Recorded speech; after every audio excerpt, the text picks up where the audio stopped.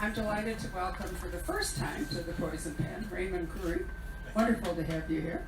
I will just say as an aside that the Ottoman Empire and I wrote a thesis at Stanford on the strategic importance of the Turkish Straits and the Dardanelles to the Ottomans and the Russians.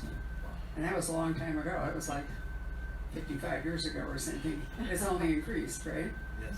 But Istanbul's my favorite city, so a book about the Ottoman Empire, what might have happened had things gone differently, was bound to appeal to me. And it certainly appealed to you, since you wrote a blurb for it. Okay. Right up your alley. And I'm trying to remember, do you have a book set in Istanbul in any part? I did. Which one? See, I was passing the buck to you because I couldn't remember either. Well, anyway, Jim is obviously looked at. I'm going to be stuck in thinking about that for the next hour or so. Okay. Well, in any case, I'm glad you all came. I'm delighted our authors are here, and I'm turning it over to them. Thank you very much. The only reason I'm here today is because I wanted to meet Raymond. I've been reading Raymond since his very first book, Last Templar, and it's very rare he comes to the States, so this is my chance to meet him and make him sign a couple things. So I beat you all to it. And I've known about you from Steve, from the Last Templar, from the first week. I don't think your mic's on. Oh, sorry. Did I take the one that was on? Either that or a little bit closer. And it's not really working at all. Here. This one. Sorry. Maybe the battery died. There you are. I've known about you from the first week of Last Templar, when Steve Berry reached out to me, emailed me out of the blue to say, congratulations, first time author, first book, hits the New York Times list, and I'm so jealous. it was. See, I'll do the Steve Berry translation of everything that Steve told you. I'll tell you what he really meant. No, it's I came from film and TV, so the fact, and his email said, I have a book called about Templars, the Templar Legacy, which is coming out in 6 weeks. And so coming from film and TV, it was amazing that someone who's potentially a competitor, a product was writing out to congratulate me out of the blue. So I immediately replied saying, oh my God, thank you so much, and I know I'm waiting for your book. And then a year later, when we finally met in person and had dinner, his wife told me Steve was really delighted that you replied, and I said, who wouldn't reply to such a and she said, actually, Steve's very generous, as we both know. Yes. He reaches out to a lot of new authors to congratulate them. And she said, you'd be amazed at how many never bothered to reply. Yeah, Steve runs for the International Thriller Writers. He runs the debut author program, where he helps. As he tells me, he sits them in a room and tells them the true facts of publishing, and they all leave in tears. That's contribution to the publishing world today. But enough about Steve. We're not going to talk about Steve Berry. We're going to talk about Raymond and his new book. Now, let's backtrack a little bit though before we get to the new book. Is you come out of film and television, and then I did not realize, we had a talk earlier today, I did not realize I thought when he wrote a book first and then stumbled into film and television when the last Templar became a miniseries for NBC. But I remember reading the last Templar, I think this is really cinematic. I mean, this seems like it'll be just, sounds like something that was ready made to be a movie. And didn't realize that you had that background. How did you end up transitioning from screenplay writing to novel writing? You told me the answer, but it's such a good story. I want you. Yes. So have you had yourself checked? Because we talked about that. Yes, they want to know. No, I did come out of. I was an architect initially, and then I did some banking for 3 years, and then I decided to get into the movie business because I always loved film and TV, and so I wanted to be a film director, and the route to directing I chose was to write screenplays, and thinking that eventually I'd write a screenplay that I would direct, and that would set my career. So the third screenplay I ever wrote was The Last Templar, and that was in '96. And at the time, I didn't have agents. I hadn't sold anything. And through friends of friends of friends of friends, me pestering everybody I knew who knew someone who was in the film business, as anyone trying to get into it does, it ended up in the hands of a book agent, a very powerful book agent from the UK, who said this should be a novel before it's a movie. And he said, leave it with me, let me work this out. And 2 months later, he told me there was a very nice deal offered from a publisher in New York to publish a book called The Last Templar from my novel, with a ghostwriter writing it because I wasn't ready to write novels at the time. So the offer was too good to be true. I flew to New York, met with this major New York publisher. It was all every writer's fantasy come true, except for one thing. They said, by the way, there's some small thing we'd like you to change in your book. All this stuff about religion, it's my mantra. It's like the catchphrase I remember from that: lose the religion. Let's turn the Templar treasure into gold, diamonds, and jewels. So it was, and I didn't get how that book would work. It would be just a boring book about a treasure hunt. So I pulled out. So that's the genesis of The Last Templar, was a screenplay that never got made. That was, and stayed on the screenplay was strong enough to kickstart my career as a screenwriter. So I worked as a screenwriter for the following 10 years, and The Last Templar just stayed on my hard drive until an agent heard of this saga, called me up and said, you should write this. You should write it yourself. It should be a book. You should write it yourself. And you should have everything in it that's in the screenplay. It was a very long screenplay, which is probably also why it never got made. And when I finished it, it kickstarted my book career, so I dropped screenwriting.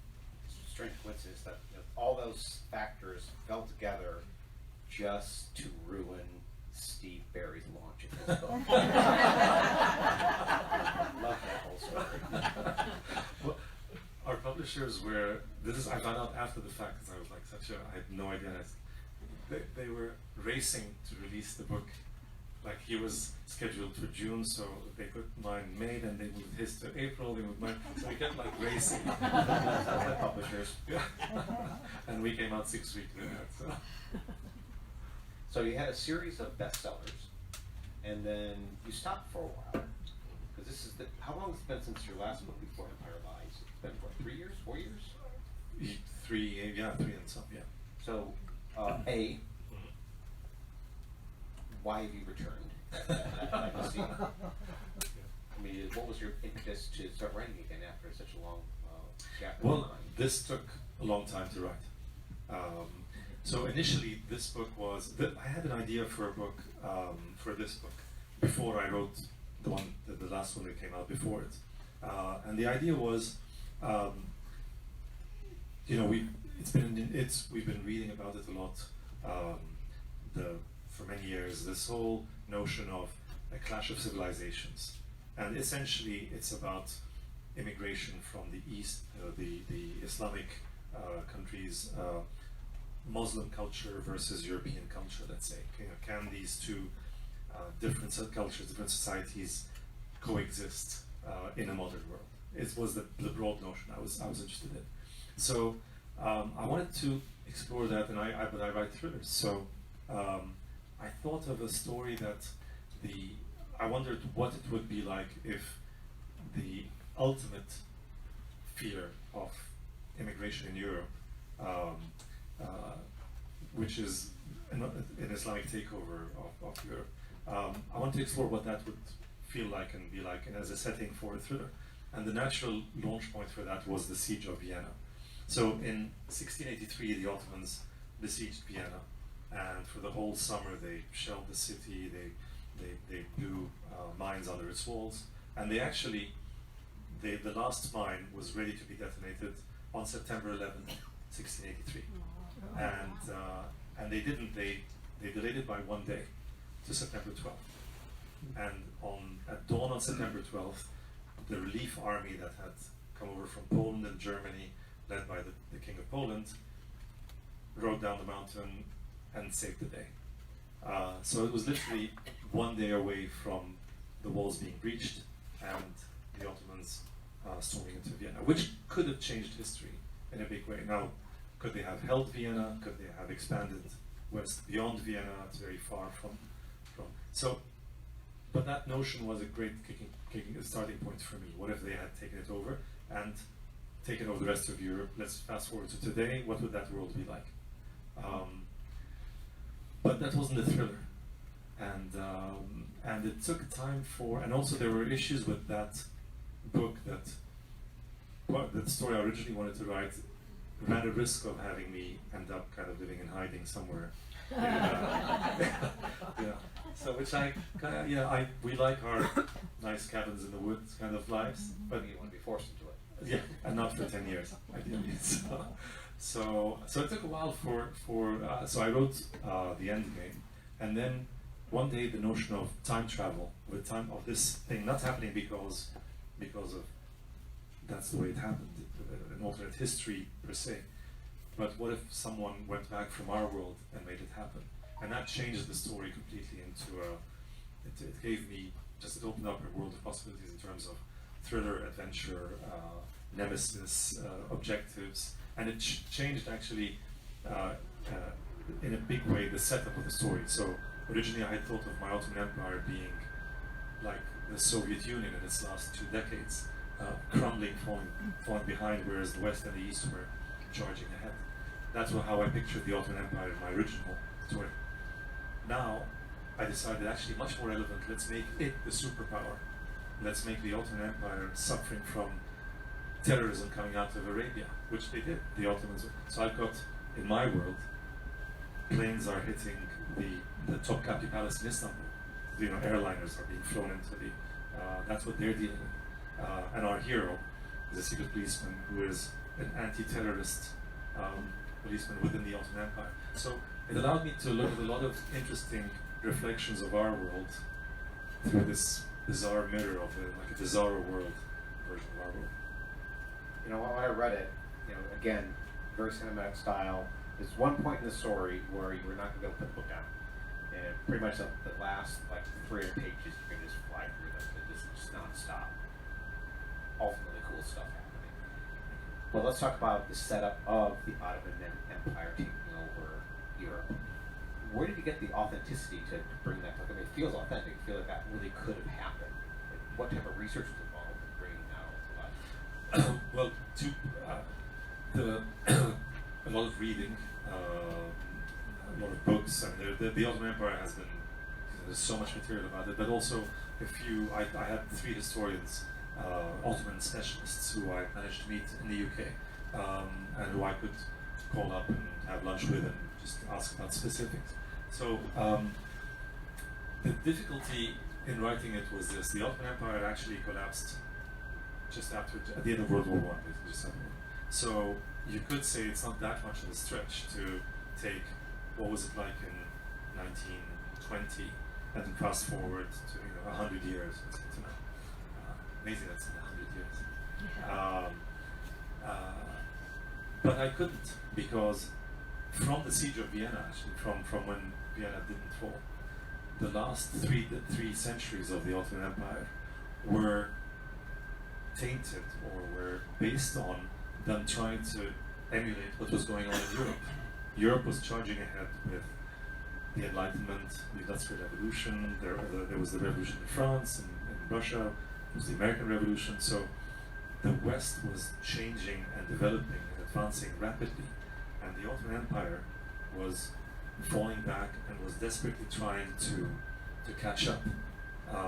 So all the reforms they did, allowing the way they dressed, the way the society operated, the different reforms they did to taxation, to rule, to second-class citizens, to all that I couldn't use, because all that was as a response to what was happening in the West. In my book, they are the standard bearers. They are the superpower. They're laying down the rules. They've conquered all these countries. So there is no enlightenment. There is no industrial. The Industrial Revolution is happening in Istanbul. They're making these things happen. So I had to.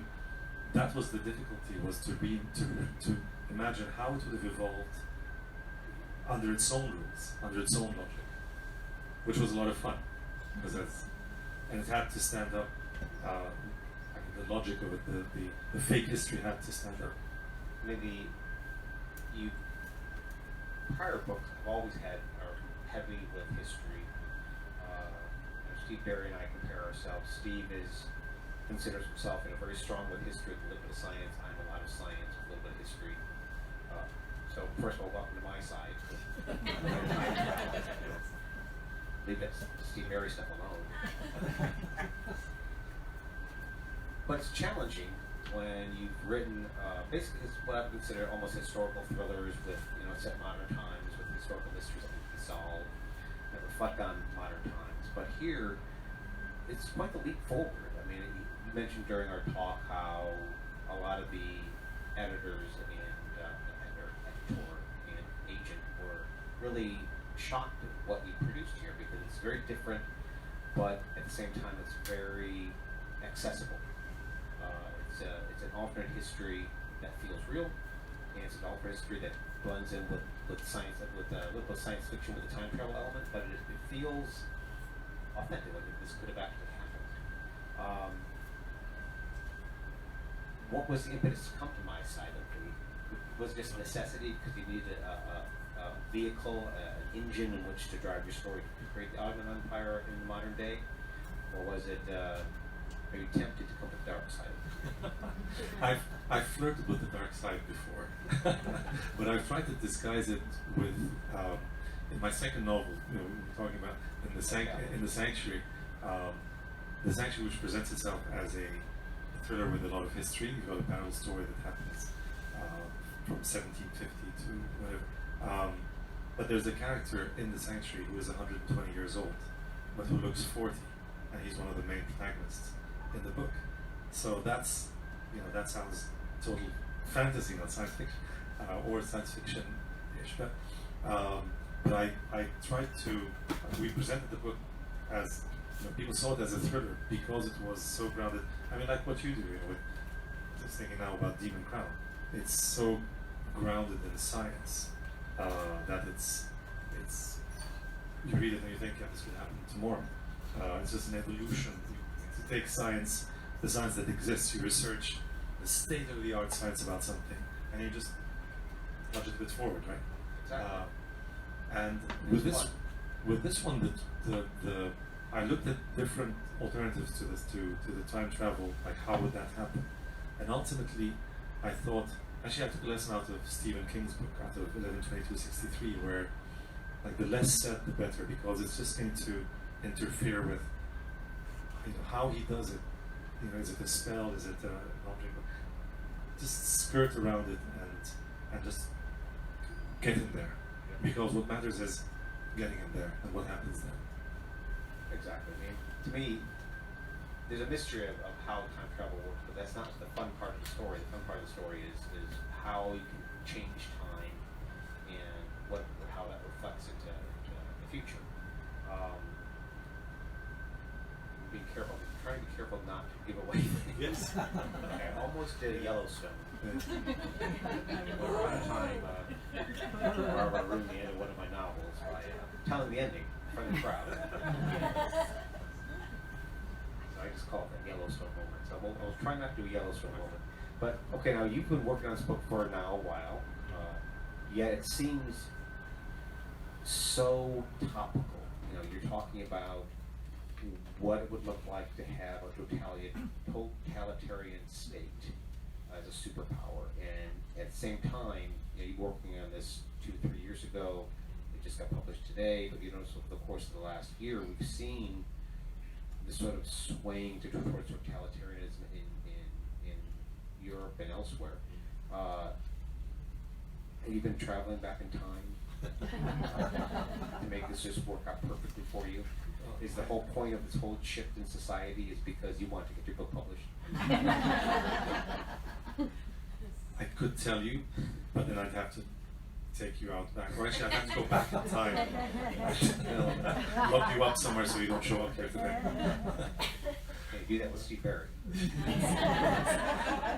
I tried to do that with him. That's how I got our book out before his. That was just way too much of a coincidence. I still think there's something involved that he's not telling us. It's like the movie Yesterday, right? Have you seen that? I haven't seen that. Yep. Yeah. Great movie. Have you ever seen that with the Beatles? Never. The world in which the Beatles never existed, so this guy knows all their songs, but no one else does. It's a wonderful movie. It's a fun movie. So now you've had a lot of success. You've come out of screenplay writing. Is there any anticipation of this becoming a film? It seems very, very much to make a very cool movie.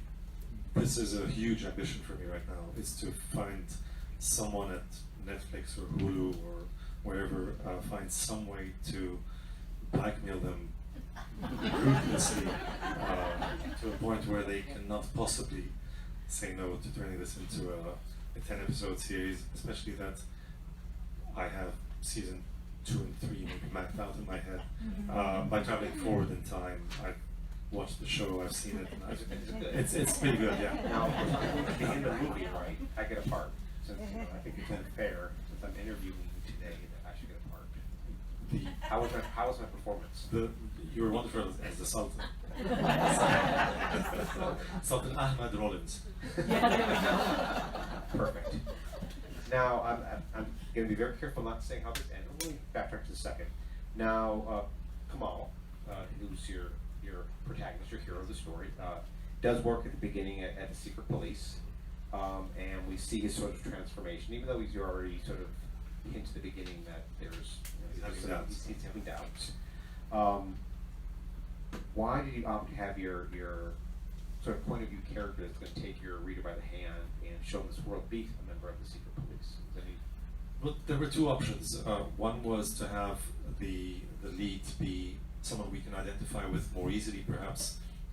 Like, I was thinking of an employee of the American Embassy. Let's say there's an American Embassy in Paris, in Ottoman Paris, and we have an analyst there, a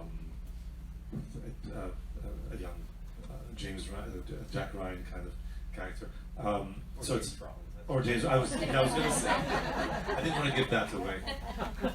So the idea of having an American who's in the embassy who gets wind of the plot that unfolds in this, and then plays a crucial role. I mean, leads the story, and or to have someone from that world, an authentic, someone who is deeply entrenched in that world, someone who's made a character who's an outsider to us, but he's an insider of that world. He's of that world. He grew up in that world. He's drunk the Kool-Aid of that world. He believes in it enough to, and he's an anti-terror guy. I mean, he's a guy who's trying to stop Islamists from piloting planes into the palace in Istanbul. He feels he's doing a good job, but then when they start locking up journalists and lawyers who are writing against the regime and angering the Sultan and his cronies, he's tasked with putting these guys away. So he's going, hang on, I'm happy to lock up people who are out to kill people, but why am I locking up people who are who are voicing opinions and who are not necessarily wrong in what they're saying? So ultimately, I thought it would be much stronger to have someone from that world who has an awakening, who gradually starts to realize that he's following orders blindly. He's going places where he shouldn't be going, and have him uncover the reality, the truth behind what's going on, which is more difficult for publishers because for American readers, for UK readers, you don't have, it's not a character who's, every single character in this book is Ottoman. It's an Ottoman world. So by definition, if and when they do travel in time, they may or may not meet Europeans, non-Ottoman Europeans. I'm not saying anything. If you're going to ruin your story, you do it yourself. I need my Yellowstone moment. So so it was a tough choice, but and it wasn't an easy choice for publishers to embrace, because I felt that the story would be much more authentic to have the hero be Kamal rather than a Jack Ryan kind of character, an outsider who saves the day, a Westerner. The fact that you pair him up with Tamor, right? Yeah. It's sort of like the counterpoint where Tamor is the sort of inflexible, by the book. He's drank the Kool-Aid much deeper than Kamal has, and so you have those two You Yeah, know, he doesn't want to rock the boat. You know, He's there like, are the two partners. You know, one begins to doubt, and the other one is just staying the course. You know, it's a nice counterpoint, have the two balance against each other. I will see what happens after that. But let's talk about the ending. No. No, I just wanted to. I'm not saying anything about the ending, but except for that, it does sort of imply there could be more. Is my implication incorrect? There's a definitive ending, but it feels like there are things that are left that could be followed with down the line. there's definitely. I'm not gonna ask you what you know. No. Just yes or yeah, no, we'll do. Yeah. No, definitely. There's a book 2, season 2, movie 2, comic book 2, whatever it's gonna be. Excellent. Depending on how well my henchmen perform with the Netflix, Amazon, Hulu executives. But hopefully it will not be another 3 years from now, 4 years from now. I'm trying to get him to write faster. But I want to get that second book in my hands as soon as Thank you. possible. So we open for Q&A just to see what everybody else has questions before I do bring the ending. I have a question. Yes. I want to ask him about time travel and the arrival of your character in Paris. I think that would be very arresting on Netflix. Why did you make that choice? As in, why did I choose Paris rather than? No, the way he arrived. Oh, the way he arrives without clothing. Yes, naked in Paris, right, part 2. Arnold Schwarzenegger. Exactly. Well, it was all about it wasn't a desire to have naked people parading on the screen, the small screen. It was just I had to establish rules about time travel, and the rules had to be defensible, logical, and you had to follow. I mean, the rules were the rules, but you can design them any way you like. If he travels with clothing, then he can travel with. Where does it stop? I mean, can he take a weapon with him? Can he take a laptop? Can he take? If you're going with physical objects, you can take other objects with you, which opens up a whole range of options that I didn't. It makes paradoxes, but it also makes it easier for him if he wants to take back knowledge or weaponry or it makes it much easier. So I decided he couldn't take anything with him. It had to be organic, and even it's not a huge spoiler because it's in the blurb to say he tattoos the information onto him, so it's always there. And I debated whether or not the ink was actually a cheat, whether having ink on his body was, and then I decided no, ink kind of blended into the skin as cells, colored cells. Maybe I can get away with that, but that was the ultimate. And then Paris was the choice for the book was either Rome or Paris as the setting. One of the early images I had for this book was because the Ottomans take over and they convert the churches into mosques the way they did in the Byzantine churches in Istanbul. And an image I thought would be really shocking and powerful for the cover was St. Peter's as a mosque. And in Paris it was less obvious because Notre Dame, the architecture of Notre Dame, I used to be an architect, the architecture of Notre Dame doesn't really lend itself to minarets and domes, and it doesn't give that imagery.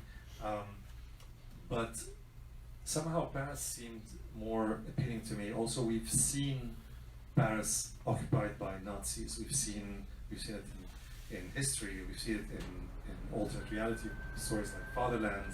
So I kind of like that take on Paris to yet another to make Paris suffer yet a different way. And I know Paris very well, so that was the choice of Paris. And then where to land? How can you, if you're time traveling, how do you land somewhere where it's not going to be a concrete wall that you're going to be embedded in? You have to make sure you land somewhere that's still there. There's not a tree hasn't grown up, a car isn't driving past. So I thought, or get embedded into different striations because of how everything gets built around. Paris has several levels of buildings that have been built over it. So if you're not careful, you will suddenly find you're like part of a wall and stuff. exactly, which is why I decided to use the river. I thought his landing place is water, because the odds are the river's going to still be there. I'm thinking though that somewhere along the line, the Byzantine Empire is going to show up as well. That's season 2, but let's not talk about that. Anybody else? Just a minute. I kind of a second ago. Another question? I have one more question. So this is what I would do.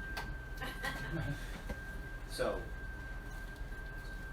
I can't go again.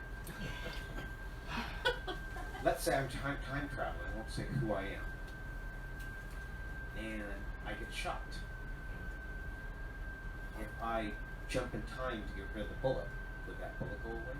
Let's say I got a bullet lodged somewhere, and I need to get rid of it. If I jumped, the damage would be there, but would the bullet be gone? That's a good question. Yeah, I don't know. So I suspect it this- wouldn't be there. I suspect it's right. I mean, it wouldn't travel with you. The fragments, which are what normally causes so much damage, then you want to leave those behind because they're inside you, but they're still like. Because you could then say, well, you could swallow a capsule with information in it, or That's true. Hmm. Sorry, just No, it makes a lot of sense. Build scenarios. The tricky rule was the rule one of the other rules I decided to apply to this was that you can only travel to a time where you don't exist. Because I remembered from the Back to the Future movies where Marty lands back and he's watching himself running, after the cars, and it was like, it just felt. I love those movies, but it just felt wrong. So I thought you can never travel to a time where you exist. What about language? If you're going to jump a couple centuries, how do you deal with the language change? He does. He suffers from it. When he lands in the past, even the opening scene where one of the main antagonists, if you like, appears before the Sultan 300 years earlier. The Sultan thinks like, what language? Why is this guy speaking in that what's the word I'm looking for? Dialect. Exactly. Sorry. Yeah, well, it's an odd dialect. It's a formal dialect. It's a dialect that he only knows from reading books. So it's absolutely, it applies. So the impressed by is how much detail you put into making everything make logical sense, even though there's, you're trying to make us swallow time travel and changing this. But exactly. It had to be every aspect of it had to be. They had to make decisions and stick by them, and they had to be. Like, how would you leave a note to someone in the future? Where would you put it? And how do you know it's still there? You could go to a library that has been there for. I mean, in France and in Europe, you have libraries that have been there for centuries, and there are books in them that have been there where they are for centuries, and you could put a note in that book, and stand a good chance. But you wouldn't leave one; you would leave 5, in case 4 others got this thing. At least you have. So things like that, little details, to make believable. A big puzzle. Yeah. That's the fun of it, isn't it? Exactly. That's why we do this. So Jim, listening to this, do you think that research is more work than world building or world building? I'm not sure I'm answering the right question, but he's had to make a lot of decisions in his time travel construct. You go to enormous lengths to research your books, and which sounds harder at the moment?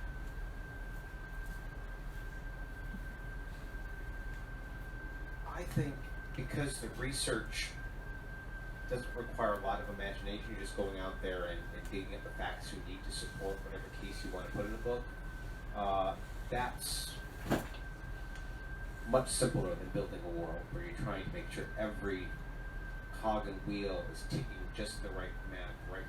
If you're building the world, you got to layer in religion, you got to layer in politics, you got to layer in the history of that place, you have to layer in Now I gotta populate it and have what does that population look like and function in that future world. That's a lot more complicated than, going on the internet and going, how do you spell cat? Or, what's the, where's the Starbucks in Kathmandu? That's pretty quick and easy to look up. Well, when you do your research, you have to make decisions about what to put in and what to leave out. And he has to make a whole different kind of decision making, many more of them. And they have to square with the construct that you're creating. I can see why this would be a good book for an architect. Basically building all that. But it's just interesting, to think about the process that you both go through. Because I know Jim is so painstaking and does so much work to make, even goes to lengths like losing 40 pounds and going spelunking in order to, right? Exactly. But when it comes to doing research, I enjoy doing the research. It's a lot of fun. In my first drafts, usually I have 10 times the amount of research that ends up actually in the book, because I might enjoy if I realize, 10 pages describing quantum physics might slow down the storyline. I lean on my editor a lot for that, because she'll go, this part's draggy. Can you trim this down? And I remember for that book that I had to do after it was almost 20 pages. For you to understand any of the book, I needed you to totally understand quantum physics. So at one point in the book, for 20 pages, I'm teaching you quantum physics. And my editor goes, you can't do that. So you need to shorten this down. But I said, well, they need to understand these concepts. She says, I understand that. But you can't have 20 pages describing quantum physics. Well, how many pages, Lisa, do you want me to do it in? I want you to do it in 3 pages. Can I add pictures? Sure. Well, pictures are worth 1,000 words, 3 pictures. You want some 3,000 words. There, I can do it.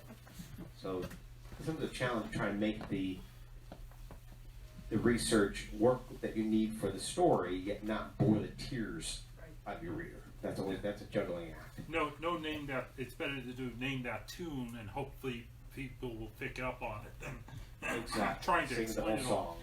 song. But it's for me. It's I feel you do. It's the same. It's the most painful part of when you submit the manuscript, because you actually try to load it up. Or I try to overload the manuscript because I know I'm going to get the comment back saying, "Can we trim that?" It's like, well, damn it. But every bit of information that you've sweated over and you're really happy, you research something and wow, that works beautifully in this, and you're really excited about describing it. And they're like, yeah, can you do it in 3 sentences? It's like, It works if you have a good fandom. If you have a lot of fandom in your series, you can go much bigger because the fandom will go with it because they're all about it. But when you're trying to sell something new, then you have to keep it short because you don't want to bore them to tears. If you've been reading for a while, there's a certain trust that builds up between your reader and the author, that they know. I'm not sure why Jim's going down this weird angle about telepathic marsupial creatures, but I trust him enough. I will read the next page and maybe the page after that. Whereas if you're a new writer, you've got to basically be on that tabletop dancing as fast as you can to keep everybody entertained because they don't have that trust built in. But also, I think have you noticed that this is getting? I don't know if it's you use the word worse, but so if you look back over the last 10, 15 years, that the attention, not the attention span per se, but entertainment has accelerated stuff so much. We read newspaper articles, we read the first 3 paragraphs, and we skip to the next one. We're impatient with everything, and maybe that applies to books as well. Maybe readers. No, you don't think so? J.K. Rowling, she comes out with these really fantastical things. Lots of explanation. People read it through. There are still new people who are buying the J.K. Rowling books. The thing here is, people will sit down and read through these things if it's compelling enough. Yeah, I had that conversation with my my editor, and I said, gosh, everybody seems to be doing these short chapters, chapters that are 2 pages long, 3 pages long, and dear God, they never go over 4 pages long, Mr. Patterson. Can't I do that? Because then my book can be much longer and fatter. And she goes, because usually my chapters, they're like 15, 20 pages each chapter. And she goes, well, I'm not bored. As long as, I'm not bored, I think you don't need to have these choppy little scenes. So I think you're right in that regard, that there's a certain amount of trust that builds in people, even though my chapters are not these 3-page chapters, that people trust that Jim's not going to bore them over 20 pages, hopefully. So it's a matter of building that trust, I think, too. Jim, do you want to say a few words about your book coming out March 9th called The Last Odyssey, debuting here? It is. March 9th, I'll be here. The official launch date is March 10th, so I'll be here 1 day early than everybody else. I blurred this a little bit the last time I was here for Crucible. Basically, the story deals with the fact that I'm always looking for weird bits of history, and I was reading this article that,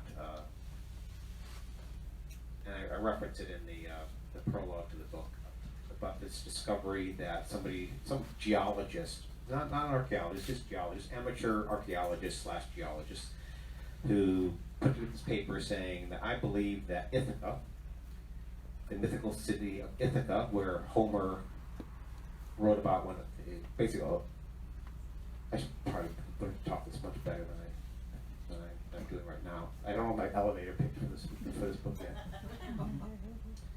So, but when Homer wrote the Iliad and the Odyssey, the story of the Odyssey is a 10-year journey wherein Odysseus leaves Troy and he tries to get home to Ithaca. And for the longest period of time, everybody thought Troy was a mythic place.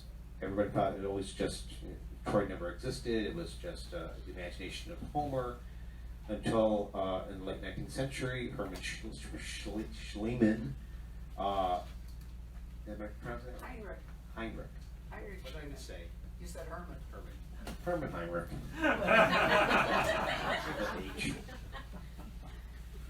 Discovers some ruins that he believed were Troy, and over the next decade, it was proven that yes, this was Troy. Troy did exist. So now this mythic city now becomes real, and I thought that was really interesting. So that was in sort of one of my idea things. So that's interesting that this was considered mythic, but eventually became real.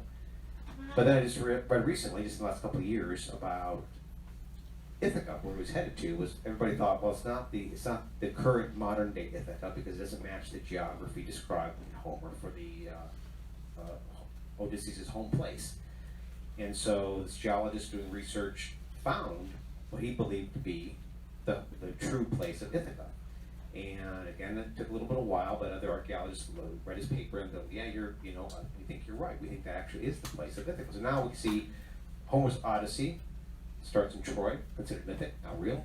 Ithaca, where it ends up, was considered mythic, now it's real. Me as an author, I'm thinking, well, there's this whole story of this, these gods and monsters between here and here. How much else is real? And that's the basic of this book. I want to show you exactly how much of that journey is real. And we sense it with hell. So. Does anyone else have a question? If An not, observation. Sure. Okay. Who's a puppy dog? sorry? Who's a puppy? Paul. Right. So I'm going to say goodbye to our Facebook friends. And Jim, in your honor,